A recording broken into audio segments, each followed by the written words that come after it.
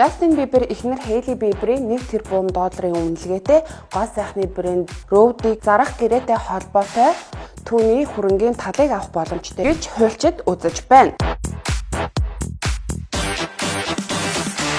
Учир нь тэд гэрлэлтээс өмнөх гэрээ байгуулаагүй бөгөөд энэ нь Калифорни мужийн хуулиар гэрлэлтийн дараа олсон бүх хөрөнгө нь хамтын өмч гэж тооцогддог байна. Hailey Bieber 2022 онд өөрийн Rhodes брендийг үүсгэн байгуулсан бөгөөд саяхан тус брэнд ELF Beauty компанид $1 тэрбум зарагдсан байна. Гэрээ $800 сая нь бэлэн үлдэгдэл $200 сая нь Rhodes брендийн ирэх 3 жилийн гүйцэтгэлээс хамааран төлөгдөх болцолтой байгаа юм. Гэрлэлтийн өмнөх гэрээ байхгүй учраас Hailey-ийн бизнесийн амжилт нь хамтын өмчийн хөрөнгөнд тооцогдож, алалт тохиолдвол Justin Bieber түүний хөрөнгийн талыг авах боломжтой гэж хуульчид үзээд байна. Тэдний харилцаа сүүлийн үед асуудалтай байгаа талаар зарим их сурвалжууд мэдээлэлд байгаа бөгөөд Hailey-ийн амжилттай бизнесийн гэрээ Justin-ийн хувийн асуудалтай холбоотойгоор гэр бүлийн харилцаанд сүргээр нөлөөж болзошгүй хэмээн үзээд байна. Хэрэг тэд салвал Hailey Bieber Justin Bieber-тэй гэрлэлтээс хойших хөрөнгийн талыг авах хэрэгтэй болох бөгөөд энэ нь түүний хувийн хөрөнгийг нэмэгдүүлэх боломжийг олгох